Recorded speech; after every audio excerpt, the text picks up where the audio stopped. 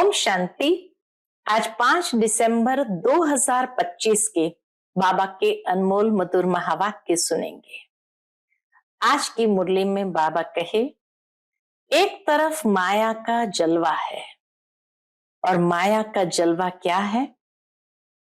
जो 100-125 मंजिल के मकान बनाते हैं, इतनी बड़ी बड़ी इमारतें बनाते हैं, लगता है जैसे माया का पंप है। लेकिन बाबा उसको कहते हैं, यह नरक है, यह स्वर्ग नहीं है। हाँ, पत्थर बुद्धि मनुष्य समझते हैं कि हम तो स्वर्ग में बैठे हैं, लेकिन बाबा कहते ये पुराना गांव है। ये कोई स्वर्ग के महल नहीं है। स्वर्ग का जलवा अपना है और माया का जलवा अपना है। तो तुम बच्चों को दोनों यथार्थ रीति समझना है। बाबा कहते विशाल बुद्धि से इस बेहद के खेल को अच्छी तरह समझो और बाबा के साथ जितनी प्रीत रखेंगे उतने तुम्हारे बंधन कटते जाएंगे और तुम स्वर्ग में जाने के लायक बन जाएंगे। तो बाबा की श्रीमत पर हर कदम चलते रहो। अगर उसमें कुछ नुकसान भी हो जाए तो बाबा रिस्पॉन्सिबल है, बाबा उसको ठीक कर देंगे। इसीलिए तुम बच्चों को आज्ञाकारी बनकर बाबा की हर श्रीमत का पालन करना है। तो सुनते हैं आज के बाबा के अनमोल मधुर महावाक्य। ओम शांति। मीठे बच्चे, ये पतित दुनिया एक पुराना गांव है। ये तुम्हारे रहने लायक नहीं है। तुम्हें अब नई पावन दुनिया में चलना है। आज की मुरली से प्रश्न है, बाप अपने बच्चों को उन्नति की कौन सी एक युक्ति बताते हैं? उत्तर, बच्चे तुम आज्ञाकारी बन बाप दादा की मत पर चलते रहो। बाप दादा दोनों इकट्ठे हैं, इसलिए अगर इनके कहने से कुछ नुकसान भी हुआ तो भी रिस्पॉन्सिबल बाप है, सब ठीक कर देगा। तुम अपनी मत नहीं चलाओ, शिव बाबा की मत समझकर चलते रहो तो बहुत उन्नति होगी। श्रीमत से ही उन्नति होती है। ओम शांति। पहली मुख्य बात, रूहानी बच्चों को रूहानी बाप समझाते हैं कि अपने को आत्मनिश्चय करके बैठो और बाप को याद करो तो तुम्हारे सब दुख दूर हो जाएंगे। अपने को आत्म समझ कर बैठो और बाप को याद करो तो तुम्हारे सब दुख दूर हो जाएंगे। वो लोग आशीर्वाद करते हैं ना, दुनिया में गुरु लोग आशीर्वाद करते हैं ना, यह बाप भी कहते हैं, बच्चों तुम्हारे सब दुख दूर हो जाएंगे। यह भी एक प्रकार से बाबा का आशीर्वाद है कि तुम आत्मनिश्चय होकर बैठो, बाप को याद करो तो तुम्हारे सब दुख दूर हो जाएंगे। सिर्फ अपने को आत्म समझ बाप को याद करो, यह तो अति सहज है। यह है भारत का प्राचीन सहज राजयोग। प्राचीन का भी टाइम तो चाहिए ना, लॉन्ग भी कितना। बाप समझाते हैं पूरे 5000 वर्ष पहले यह राजयोग सिखाया था। यह बाप बिगर कोई समझा नहीं सकते और बच्चों बिगर कोई समझ ना सके। गायन भी है, आत्माएं बच्चे और परमात्मा बाप अलग रहे बहुकाल। बाप ही कहते हैं, तुम सीढ़ी उतरते उतरते पतित बन पड़े हो। अब स्मृति आई, सब चिल्लाते हैं कि हे पतित पावन आओ। कलयुग में पतित ही होते हैं, सतयुग में होते हैं पावन, वह तो है ही पावन दुनिया। ये पुरानी पतित दुनिया रहने लायक नहीं है, परंतु माया का भी प्रभाव कोई कम नहीं है। माया का भी प्रभाव कोई कम नहीं है।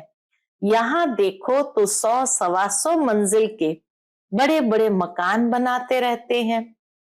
इनको माया का पंप कहा जाता है। माया का जलवा ऐसा है, जो कहो स्वर्ग चलो, मनुष्य को कहो स्वर्ग चलो तो कह देते हमारे लिए स्वर्ग तो यहां ही है। इनको माया का जलवा कहा जाता है। ऐसे माया के जलवे में एकदम फंसे हैं। परंतु तुम बच्चे जानते हो, ये तो पुराना गांव है। इतनी बड़ी बड़ी इमारतें हो या इतना पंप हो माया का, लेकिन फिर भी पुराना गांव है। इनको कहा जाता है नर्क। पुरानी दुनिया सो भी रौ नर्क। सतयुग को कहा ही जाता है स्वर्ग। ये अक्षर तो है ना। इनको विशेष वर्ल्ड तो सब कहेंगे, वाइसलेस वर्ल्ड तो ये स्वर्ग था।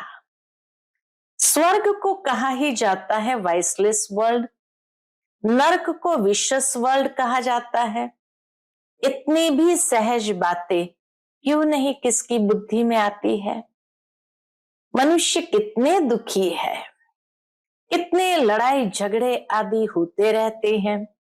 दिन प्रतिदिन बॉम्ब्स आदि भी ऐसे बनाते रहते हैं जो गिरे और मनुष्य खत्म हो जाए, परंतु तुच्छ बुद्धि मनुष्य समझते नहीं है कि अभी क्या होने वाला है, आगे क्या होने वाला है। तुच्छ बुद्धि मनुष्य समझते नहीं।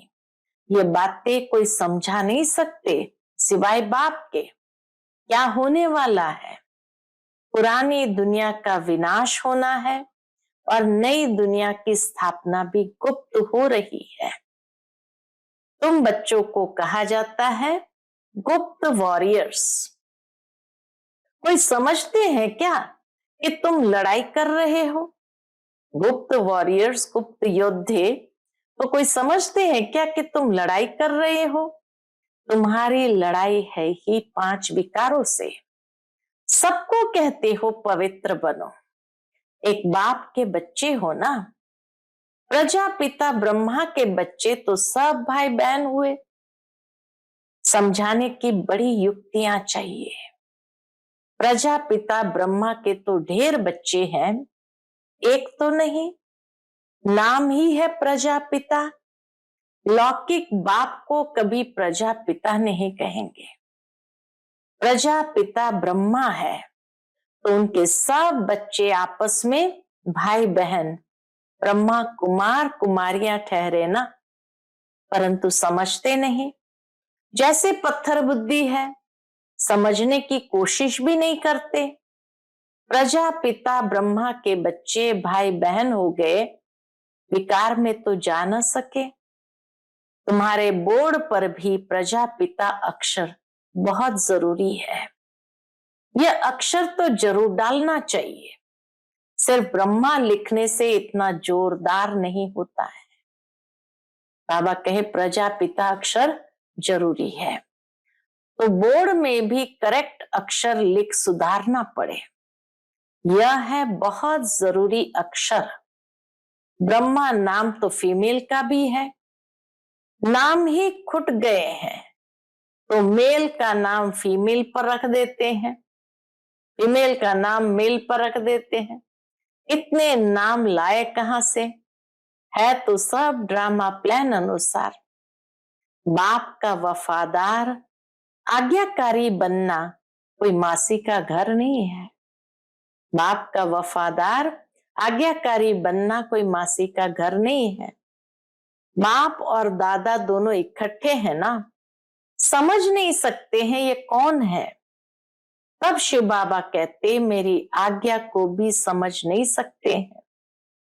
जब बाबा को नहीं समझेंगे तो बाबा की आज्ञा को क्या समझेंगे। उल्टा कहे या सुल्टा, तुम समझो शिव बाबा कहते हैं तो रिस्पॉन्सिबल वह हो जाएगा। इनके कहने से कुछ नुकसान हुआ तो भी रिस्पॉन्सिबल वह होने से वह सब ठीक कर देगा। शिव बाबा सब ठीक कर देगा। शिव बाबा का ही समझते रहो तो तुम्हारी उन्नति बहुत होगी, परंतु मुश्किल समझते हैं। कोई फिर अपनी मत पर चलते रहते हैं। बाप कितना दूर से आते हैं तुम बच्चों को डायरेक्शन देने, समझाने, और कोई पास तो ये स्पिरिचुअल नॉलेज है नहीं। सारा दिन ये चिंतन चलना चाहिए, क्या लिखे जो मनुष्य समझे। ऐसे ऐसे सीधे अक्षर लिखने चाहिए जो मनुष्य की दृष्टि पड़े और समझने का प्रयत्न करे। तुम ऐसा समझाओ जो कोई प्रश्न पूछने की दरकार ही न पड़े। बोलो, बाप कहते हैं अपने को आत्मा समझ, मुझे याद करो, तो सब दुख दूर हो जाएंगे। जो अच्छी रीति याद में रहेंगे वही ऊंच पद पाएंगे। ये तो सेकंड की बात है। मनुष्य क्या क्या पूछते रहते हैं, तुम कुछ भी नहीं बताओ। बोलो जास्ती पूछो मत, पहले एक बात निश्चय करो। प्रश्नों के जास्ती जंगल में पड़ जाएंगे तो फिर निकलने का रास्ता मिलेगा नहीं। जैसे फागी में मनुष्य मूंझ जाते हैं तो फिर निकल नहीं सकते हैं। धुंध बहुत हो जाती है तो रास्ता दिखाई नहीं देता, तो निकल नहीं सकते। यह भी ऐसे है, मनुष्य कहां से कहां माया तरफ निकल जाते हैं। इसलिए पहले सबको एक ही बात बताओ। कौन सी? तुम तो आत्मा हो अविनाशी। बाप भी अविनाशी है, पतित पावन है। तुम हो पतित, अब या तो घर जाना है या नई दुनिया में। पुरानी दुनिया में पिछाड़ी तक आते रहते हैं। जो पूरा पढ़ेंगे नहीं वह तो जरूर पीछे आएंगे। इतना हिसाब है, और फिर पढ़ाई से भी समझा जाता है पहले कौन जाएगा। स्कूल में भी निशानी दिखाते हैं ना, दौड़ी पहन हाथ लगाकर आओ। पहले नंबर वाले को इनाम मिलता है। यह है बेहद की बात। बेहद का इनाम मिलता है। बाप कहते हैं याद की यात्रा पर रहो, दैवी गुण धारण करने हैं, सर्व गुण संपन्न यहां बनना है। इसलिए बाबा कहते हैं चार्ट रखो। याद की यात्रा का भी चार्ट रखो तो पता पड़ेगा कि हम फायदे में हैं या घाटे में। परंतु बच्चे रखते नहीं हैं, याद की यात्रा का चार्ट रखते नहीं हैं। बाबा कहते हैं लेकिन बच्चे करते नहीं, बहुत थोड़े करते हैं। बाबा भी जानते हैं बहुत थोड़े करते हैं, इसलिए माला भी कितनी थोड़ों की ही है। 8 बड़ी स्कॉलरशिप लेंगे, फिर 108 प्लस में रहते हैं ना। प्लस में कौन जाएंगे? बादशाह और रानी। बहुत जरा सा फर्क रहता है। तो बाप कहते हैं पहले अपने को आत्मा समझो और बाप को याद करो। 8 बड़ी स्कॉलरशिप वाले महाराजा महारानी, फिर 108 प्लस वाले जो बादशाह और रानी यानी राजा रानी, छोटे छोटे राजा रानी भी होता है, थोड़ा बहुत फर्क रहता है। इसलिए बाप कहते हैं पहले अपने को आत्मा समझो और बाप को याद करो। यही है याद की यात्रा। बस यही बाप का मैसेज देना है। टिक टिक करने की दरकार नहीं। मन मना भव, देह के सब संबंध छोड़ पुरानी दुनिया में सबका बुद्धि से त्याग करना है, क्योंकि अब वापस जाना है, अशरीरी बनना है। यहां बाबा याद दिलाते हैं, फिर सारे दिन में बिल्कुल याद भी नहीं करते, श्रीमत पर भी नहीं चलते हैं, बुद्धि में बैठता नहीं है। मधुबन आते हैं बाबा के महावाक्य सुनते हैं तो बैठ जाता, लेकिन फिर यहां से गए तो बुद्धि में बैठता नहीं, श्रीमत पर चलते नहीं। बाप कहते नई दुनिया में जाना है तो तमो प्रधान से सतो प्रधान बनना है। बाबा ने हमको राज्य भाग्य दिया, हमने फिर ऐसे गंवाया। 84 जन्म लिए, लाखों वर्ष की बात नहीं। बहुत बच्चे अलफ को न जानने कारण फिर बहुत प्रश्न पूछते रहते हैं। बाप कहते पहले माँ में कम याद करो तो पाप कट जाए, और दैवी गुण धारण करो तो देवता बन जाएंगे। और कुछ पूछने की दरकार नहीं। अलफ न समझ बे ते की टिक टिक करने से खुद भी मूंझ जाते हैं। अलफ न समझे और बे ते की टिक टिक करने से खुद भी मूंझ जाते हैं, फिर तंग हो पड़ते हैं। बाप कहते पहले अलफ को जानने से सब कुछ जान जाएंगे। मेरे द्वारा मेरे को जानने से तुम सब कुछ जान जाएंगे, बाकी जानने का कुछ रहेगा नहीं। इसलिए 7 रोज रखे जाते हैं। 7 रोज में बहुत समझ सकते हैं, परंतु नंबरवार समझने वाले होते हैं। कोई तो कुछ भी समझते नहीं, वह क्या राजा रानी बनेंगे। कोई तो बाबा कहे कुछ भी समझते नहीं, वो क्या राजा रानी बनेंगे। एक के ऊपर राजाई करेंगे क्या? हर एक को अपनी प्रजा बनानी है। टाइम बहुत वेस्ट करते हैं।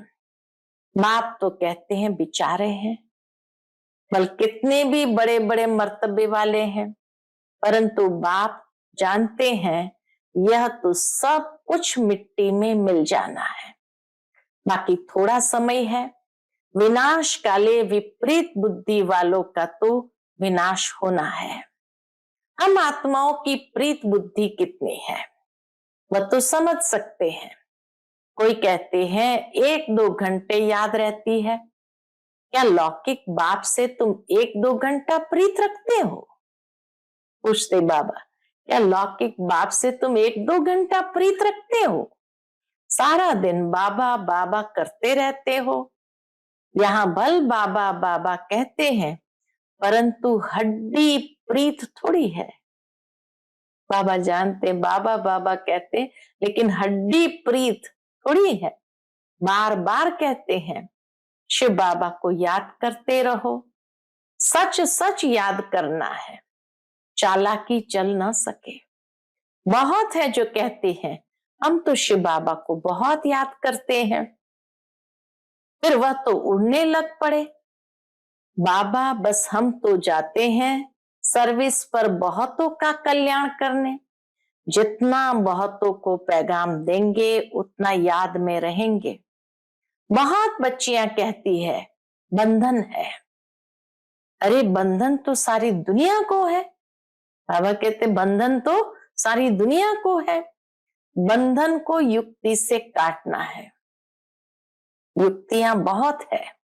समझो कल मर पड़ते हैं, फिर बच्चे कौन संभालेंगे? जरूर कोई ना कोई संभालने वाला निकल पड़ेंगे। अज्ञान काल में तो दूसरी शादी कर लेते हैं। इस समय तो शादी भी मुसीबत है। इसको थोड़ा पैसा देकर बोलो बच्चों को संभालो। तुम्हारा ये मरजीवा जन्म है ना, जीते जी मर गए, फिर पीछे कौन संभालेगा? तो जरूर नर्स रखनी पड़े। पैसे से क्या नहीं हो सकता है। बंधन मुक्त जरूर बनना है। सर्विस के शौक वाले आप पे ही भागेंगे। दुनिया से मर गए ना, यहाँ तो बाप कहते हैं मित्र संबंधी आदि का भी उद्धार करो। सबको पैगाम देना है, मन मना भव। सबको पैगाम देना है कौन सा? मन मना भव का। तो तमो प्रधान से सतो प्रधान बन जाएंगे। ये बाप ही कहते हैं, और तो ऊपर से आते हैं। उनकी प्रजा भी उनके पिछाड़ी आती रहेगी। जैसे क्राइस्ट सबको नीचे ले आते हैं, नीचे पाठ बजाते बजाते जब अशांत होते हैं तो कहते हमको शांति चाहिए। बैठे तो थे शांति में, फिर रिसेप्टर पिछाड़ी आना पड़ता है। परमधाम में शांति में बैठे थे, फिर जैसे ही धर्म स्थापक नीचे आए तो उनके पिछाड़ी आना पड़ता है। फिर कहते हे पतित पावन आओ। कैसा खेल बना हुआ है। वह अंत में आकर लक्ष्य लेंगे। धर्म स्थापक की आत्माएं भी अंत में आकर लक्ष्य लेंगे। बच्चों ने साक्षात्कार किया हुआ है, मन मना भव का लक्ष्य आकर लेंगे।